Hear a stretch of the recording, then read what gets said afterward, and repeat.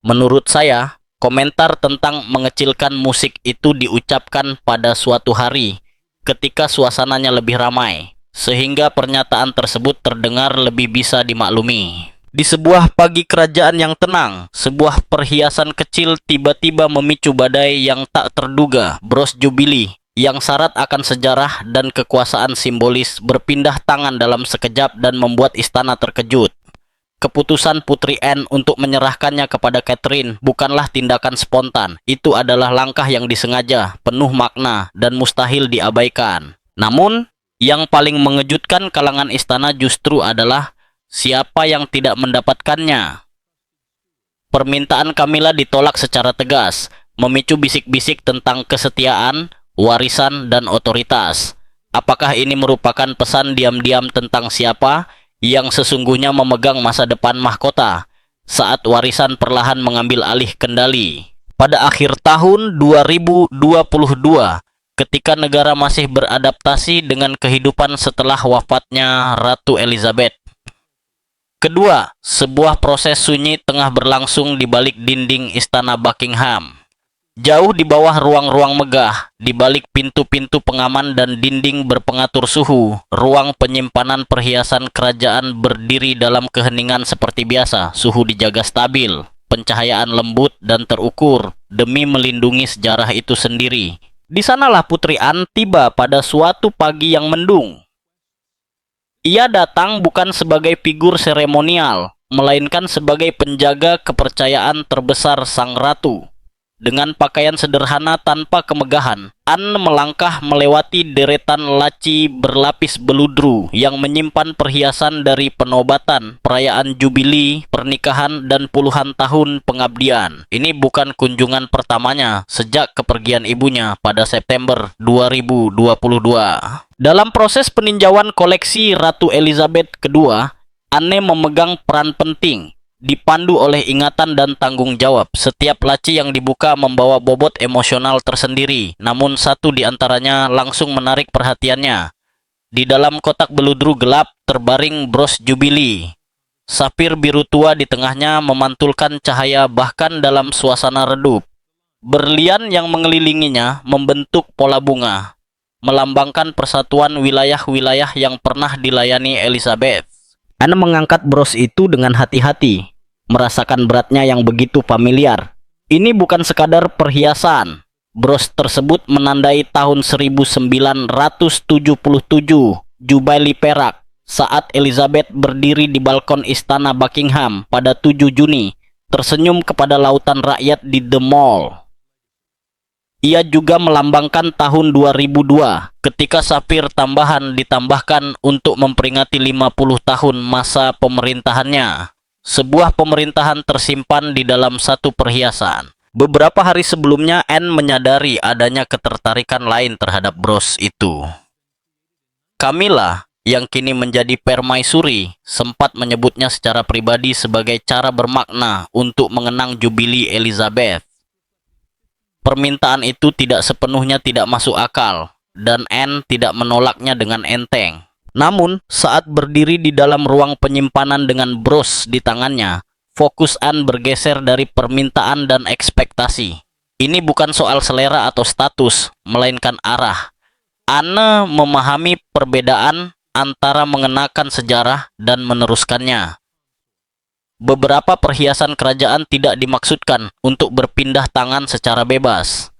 Mereka mengikuti garis tak terlihat yang ditentukan oleh tradisi, bukan oleh gelar. Bros Jubilee yang diciptakan untuk menandai tonggak-tonggak Elizabeth dan dikenakan pada momen-momen penting pemerintahannya, termasuk dalam kategori itu. Ia melambangkan kesinambungan, bukan kenyamanan. Ia diciptakan untuk menjembatani generasi. Saat Anne mengembalikannya ke dalam kotak, kenangan muncul tanpa diundang. Ibunya menyesuaikan bros itu sebelum tampil di depan publik, membicarakan warna, keseimbangan, dan maknanya. Elizabeth selalu tahu simbol mana yang paling penting dan alasannya. Pemahaman itu kini tertanam kuat dalam diri Anne. Keputusan ini tidak memerlukan perdebatan atau persetujuan. Ia hanya membutuhkan keselarasan dengan pandangan jangka panjang sang ratu terhadap monarki.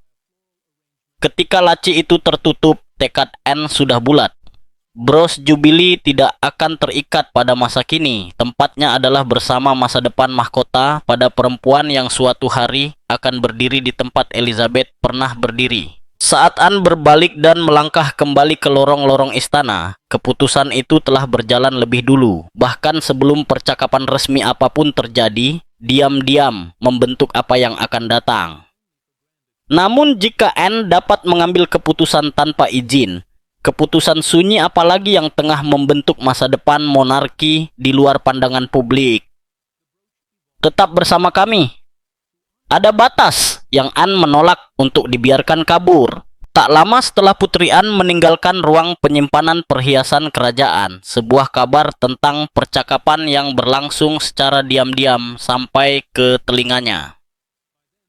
Percakapan itu terjadi di Clarence House, dalam suasana minum teh sore yang sederhana antara Raja Charles III dan Camilla.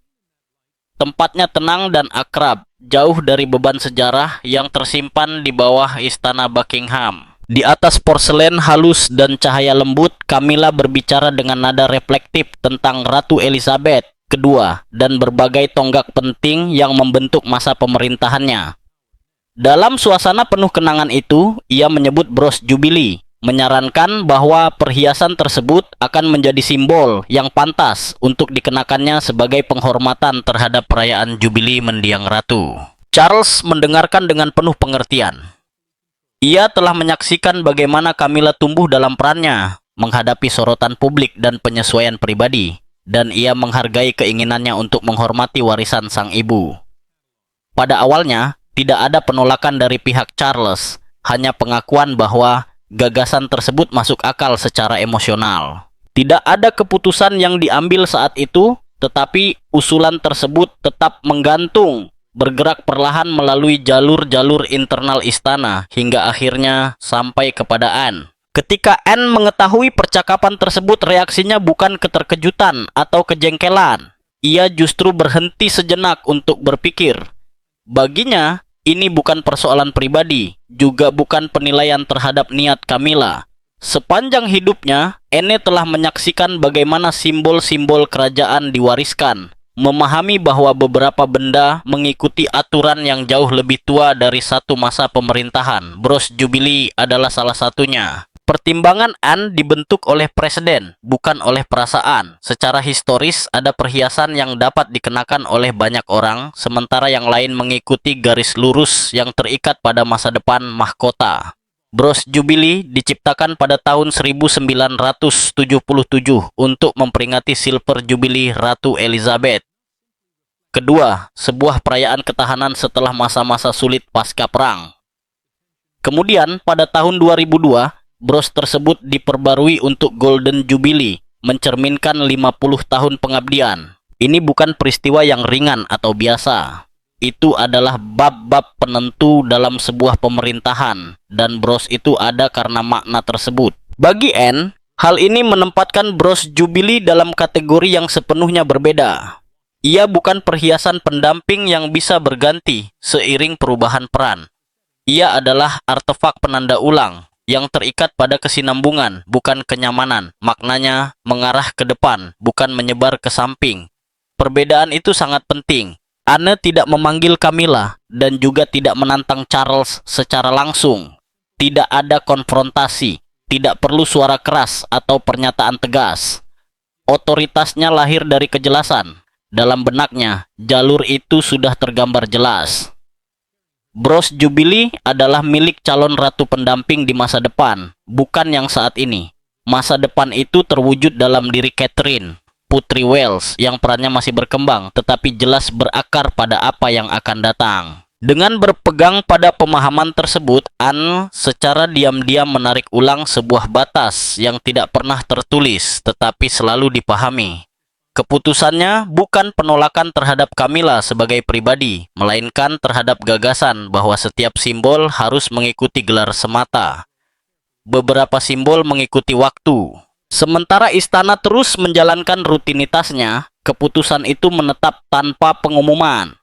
Bros tersebut tetap berada di tempat yang Anne maksudkan, menunggu. Dan meskipun tidak ada yang secara terbuka menyebut adanya penolakan, pesan itu cukup jelas bagi mereka yang memahami bobot tradisi.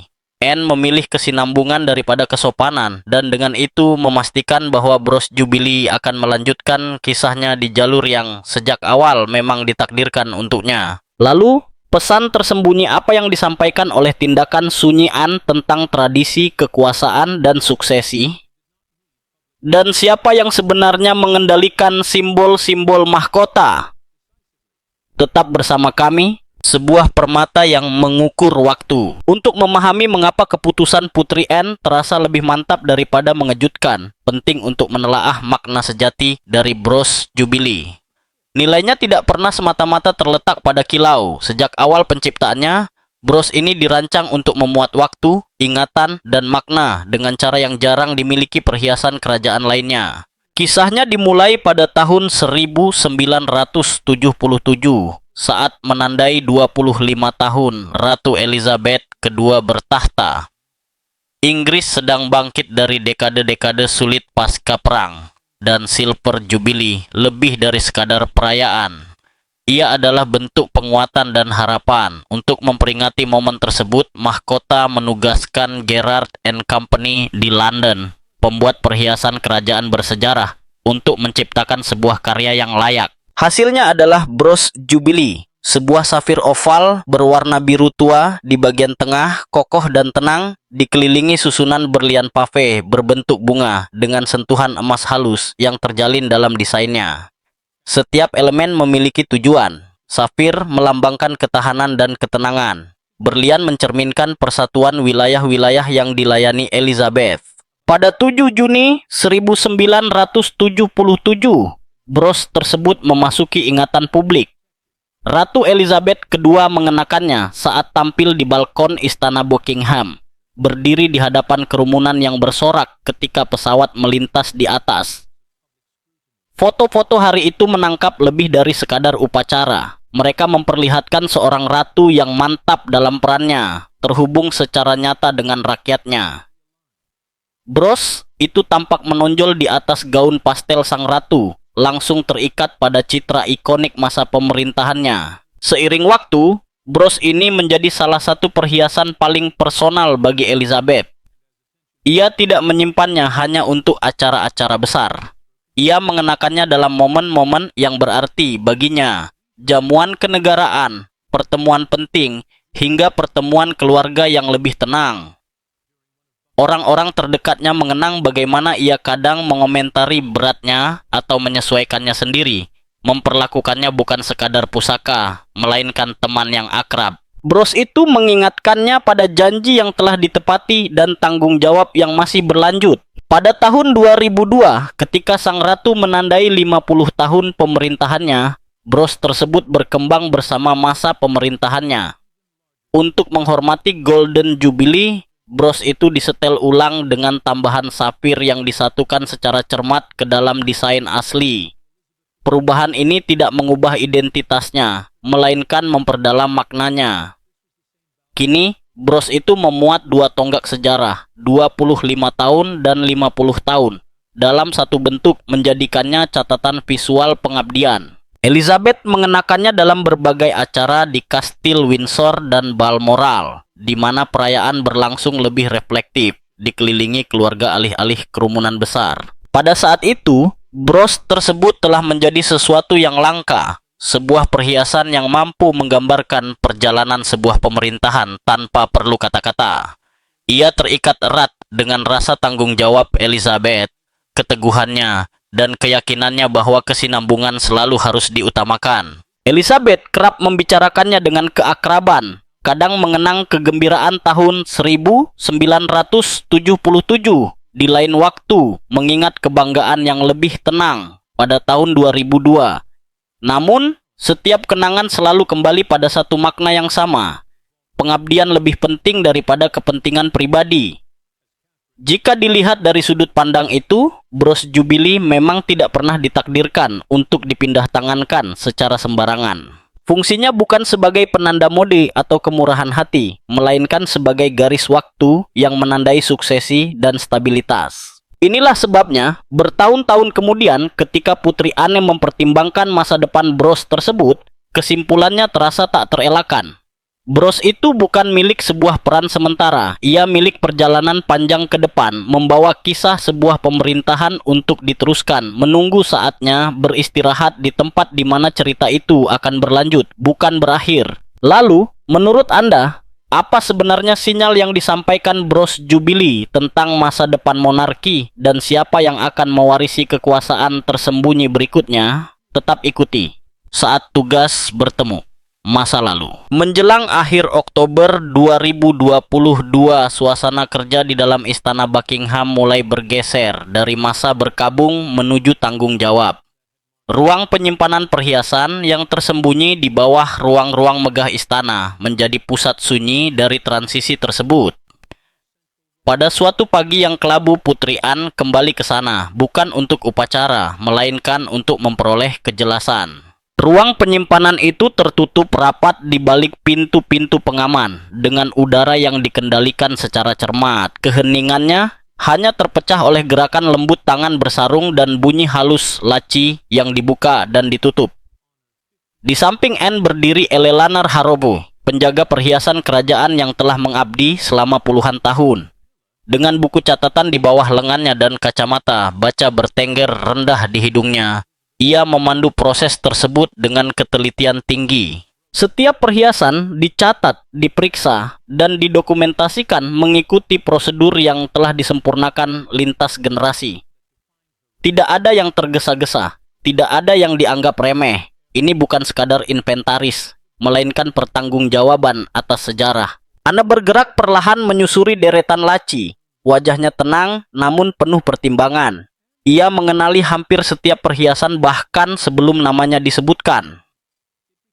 Beberapa membawa kenangan jamuan kenegaraan di Kastil Windsor, dengan denting gelas kristal di bawah kilauan lampu gantung. Yang lain mengingatkannya pada Balmoral, lebih sunyi dan personal, di mana perhiasan dikenakan bukan untuk pertunjukan, melainkan karena kedekatan. Saat laci demi laci terbuka, kenangan muncul tanpa diminta. Persiapan sebelum perayaan Jubilee, latihan di mana ibunya menyesuaikan pengait atau mengomentari bagaimana sebuah perhiasan jatuh di atas kain. Selalu teliti, selalu tepat ketika Bros Jubilee muncul kembali, terbaring di dalam kotak beludru gelap, suasana seketika berubah. Anda berhenti lebih lama kali ini. Ia mengangkat bros itu dengan hati-hati, merasakan keseimbangan yang begitu dikenalnya. Sapir biru tua di tengahnya menangkap cahaya ruang penyimpanan, tenang dan tak berubah. Sesaat kemudian, ia seolah tidak lagi berada di bawah istana Buckingham, melainkan kembali ke Windsor saat persiapan Silver Jubilee tahun 1977. Ia hampir dapat mendengar suara ibunya, tenang dan praktis, mengingatkan bahwa bros itu harus terpasang dengan sempurna. Kenangan berikutnya membawa Anne ke pertemuan keluarga di Balmoral pada Golden Jubilee tahun 2002, ketika sapir tambahan mencerminkan 50 tahun pengabdian, bukan sekadar perayaan. Sementara itu, Eleanor dengan tenang mencatat detail bros tersebut di buku catatannya, pena bergerak stabil. Ia tidak menyela, ia tahu kapan keheningan diperlukan. Pegangan Anne sedikit menguat, bukan karena ragu, melainkan karena kesadaran. Momen ini terasa lebih berat dibandingkan yang lain. Sampai saat itu, peninjauan ruang penyimpanan lebih berkaitan dengan pelestarian, memastikan koleksi Elizabeth II terlindungi, disimpan dan dicatat dengan penuh kehati-hatian. Namun berdiri di sana, Anne menyadari bahwa sesuatu telah berubah. Ini tidak lagi sekadar tentang di mana perhiasan akan disimpan, melainkan tentang di mana maknanya akan hidup. Elizabeth selalu jelas mengenai simbol. Beberapa perhiasan dikenakan sering, dibagikan dengan bebas, dan dibiarkan mengikuti perubahan zaman. Yang lain memiliki tujuan yang lebih dalam. Mereka adalah jangkar, diciptakan untuk menstabilkan monarki ketika wajah-wajah berganti dan tahun-tahun berlalu. Bros Jubilee termasuk dalam kelompok kedua. Ia tidak hanya mencerminkan masa lalu, ia menunjuk ke depan. Anne menutup kotak beludru itu dengan gerakan yang penuh kesadaran. Dalam tindakan sederhana tersebut, ketegangan semakin terasa. Pilihan yang menanti bukan bersifat administratif, Ia bersifat pribadi, historis, dan tak terelakkan mengarah ke masa depan.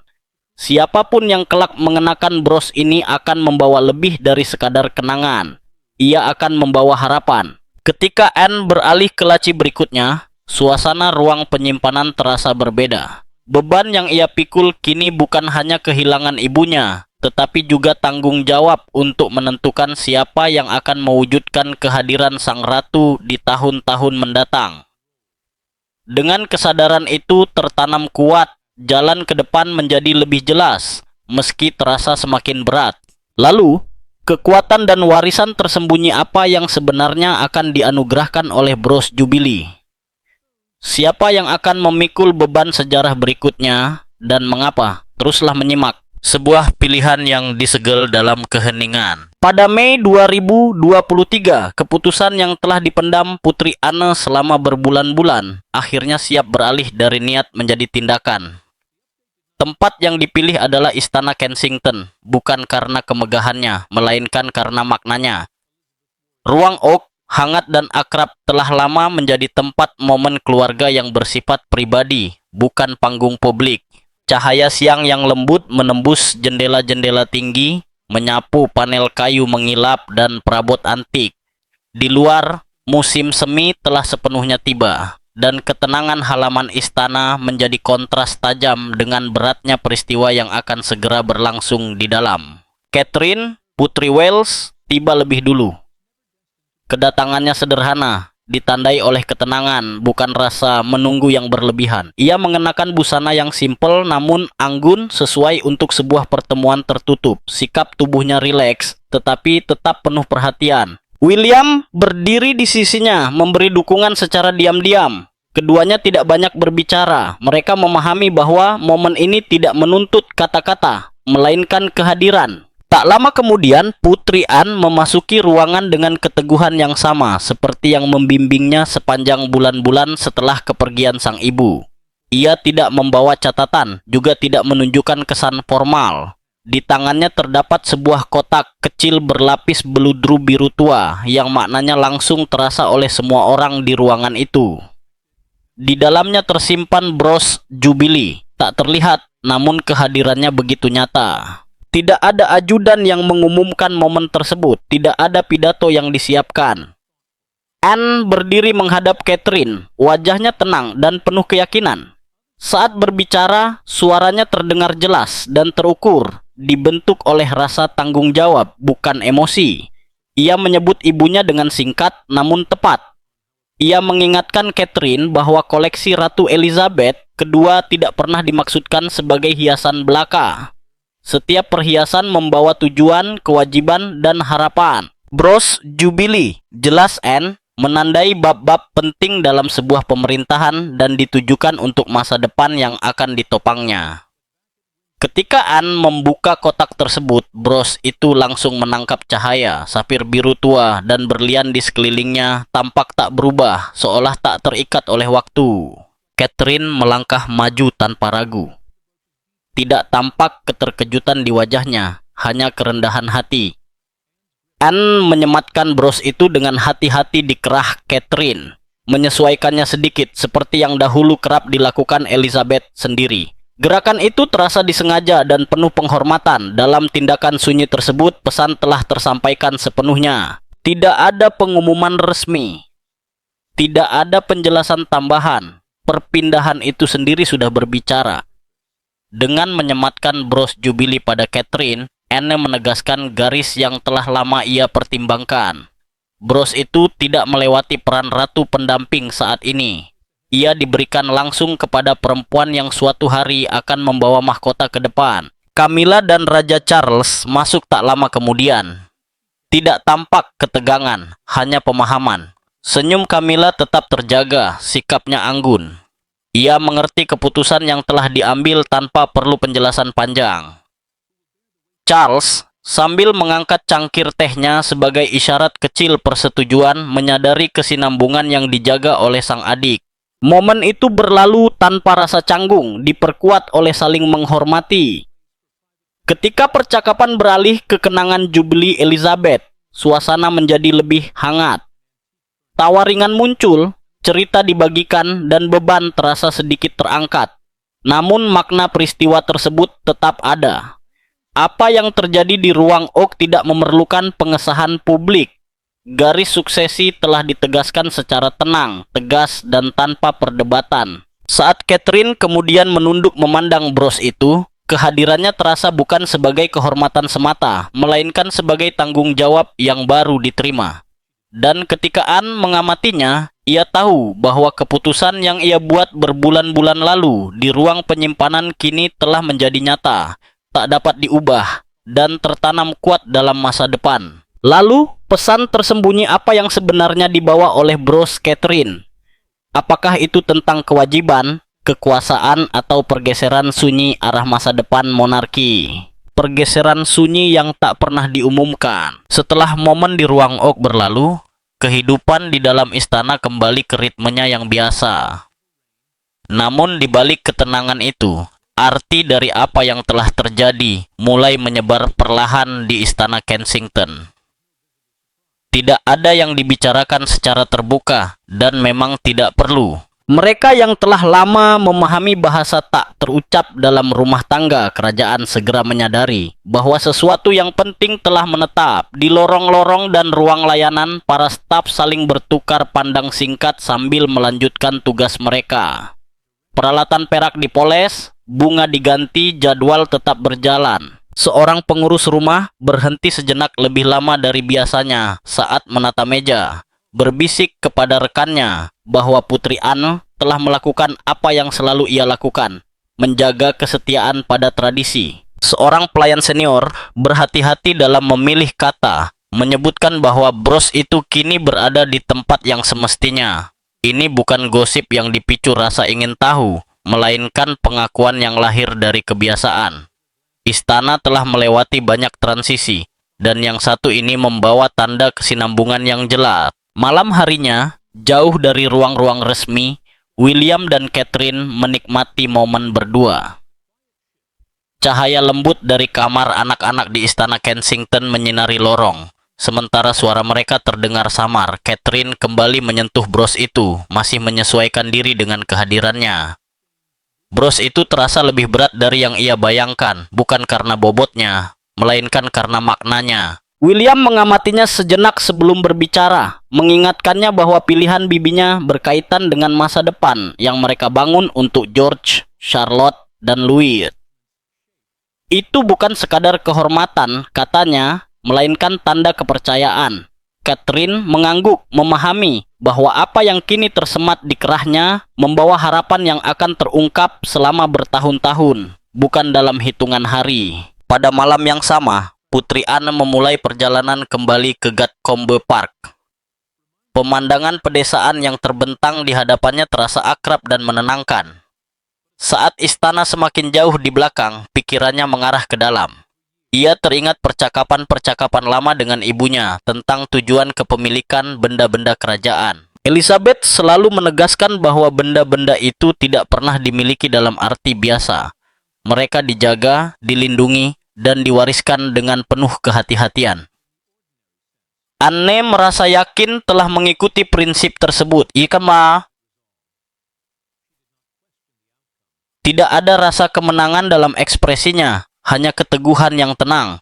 Di Clarence House, Camilla menerima kabar itu dengan sikap tenang. Ia tidak mempertanyakan hasilnya, juga tidak menunjukkan kekecewaan. Setelah bertahun-tahun menghadapi sorotan publik, ia memahami perbedaan antara perasaan pribadi dan makna institusional. Bros Jubilee telah menemukan tempatnya, dan ia menerimanya tanpa protes. Dalam hari-hari berikutnya, Camilla tetap menjalankan tugas publiknya, mengenakan koleksi perhiasannya sendiri, termasuk yang telah lama melekat dengan perannya. Tidak ada tanda persaingan, hanya penyesuaian. Di mata publik, segalanya tampak berjalan seperti biasa. Tidak ada yang terlihat berubah. Tidak ada pernyataan resmi yang dikeluarkan.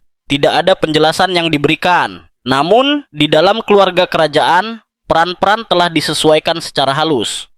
Posisi Catherine sebagai calon ratu pendamping masa depan diperkuat tanpa perlu pertunjukan.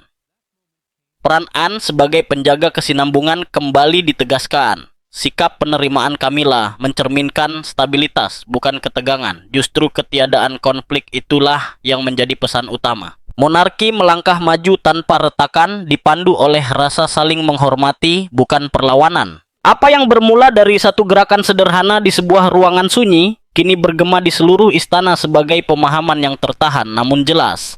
Dan ketika perhatian perlahan beralih keluar, makna terdalam dari pemindahan itu terus mengendap, membentuk cara dunia kelak memandang bab berikutnya, jauh melampaui gerbang istana. Lalu, bagaimana sebuah gestur sunyi di ruang penyimpanan tersembunyi dapat membentuk ulang masa depan monarki? Dan siapa yang sebenarnya mengendalikan bab selanjutnya? Saat simbol akhirnya berbicara. Makna di balik keputusan Putri Anne tetap tak terucap hingga momen ketika bros Jubilee kembali terlihat di hadapan publik. Momen itu datang pada Juni 2023 saat salah satu pesta kebun tradisional di Istana Buckingham digelar. Lebih dari 8.000 tamu memenuhi halaman istana. Udara dipenuhi aroma mawar dan rumput yang baru dipotong. Catherine, Putri Wales, bergerak tenang di antara para tamu dengan balutan busana sutra biru muda. Sikapnya anggun dan penuh perhatian, tersemat rapi di kerah pakaiannya. Safir biru tua bros Jubilee memantulkan cahaya sore. Bagi mereka yang mengenalinya, pesannya langsung terasa. Tidak ada pengumuman resmi, tidak pula arahan dari pihak istana. Namun kamera-kamera tertuju. Para pengamat segera menyadari. Sejak wafatnya Ratu Elizabeth II, bros tersebut tidak pernah dikenakan oleh anggota kerajaan lain. Dan penempatannya kali ini jelas bukan kebetulan. Catherine mengenakannya dengan wajar, seolah bros itu memang selalu menjadi bagian dari kisahnya, menyapa para tamu dengan kepercayaan diri yang tenang. Dalam hitungan jam, gambar-gambar itu tersebar luas. Banyak pengamat menggambarkan momen tersebut sebagai halus namun menentukan. Bros Jubilee telah memasuki fase baru dalam perjalanannya. Sinyal itu semakin diperkuat beberapa hari kemudian di panggung yang jauh lebih besar.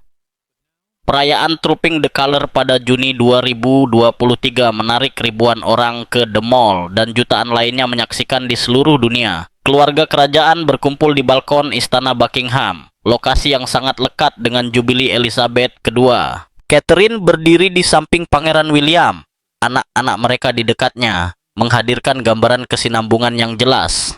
Di atas mantel biru muda yang terpotong rapi, bros Jubilee kembali berkilau. Bagi banyak orang, kaitannya tak terelakkan. Inilah balkon yang sama tempat Elizabeth mengenakan bros itu puluhan tahun lalu untuk menandai tonggak-tonggak pemerintahannya. Kini, bros tersebut berada pada perempuan yang suatu hari diharapkan berdiri di pusat adegan yang sama. Reaksi pun segera muncul, namun tetap terukur. The Daily Telegraph menyebut bros itu sebagai sinyal kesinambungan, menyoroti kemunculannya yang cermat pada momen-momen yang berkaitan dengan masa depan mahkota.